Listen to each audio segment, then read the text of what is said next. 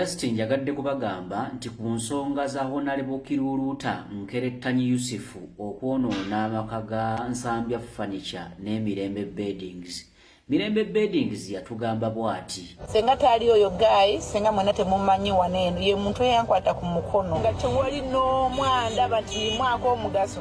Nangamba Mirembe genda okole. Nampanga matiriyo kuweerere nendekanga mu dduuka we mukabeera mugamba wano waganye ne wenajja mu town nga renti mbuzaako miliyoni 10 yazikwata n'azimpa mu cash nga si muganda wange sinti oba nkwana naye nga nzikiririza. Ndowooza mukitegedde.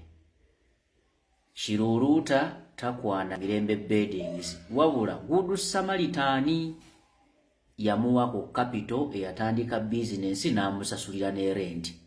Tewali kisinga ku ekyo, mulekeraawo okusalaganya omugambo. Senga tali oyo guy, senga mwena temumanyi waneeno, ye muntu eyankwata ku mukono. Nga tewali n'omwanda bati mwako omugaso. Nangamba Mirembe genda okole. Nampanga matiriyo kuweerere nendekanga mu dduuka we mukabeera mugamba wano waganye ne wenajja mu town nga renti mbuzaako miliyoni 10 yazikwata n'azimpa mu cash nga si muganda wange sinti oba nkwana sinti oba ki naye nga nzikiririza banange ng'oli jjinja ddene mu bizinensi yange. Senga tali oyo guy, senga mwena temumanyi waneeno, ye muntu eyankwata ku mukono. Nga tewali n'omwanda bati mwako omugaso. Nangamba Mirembe genda okole.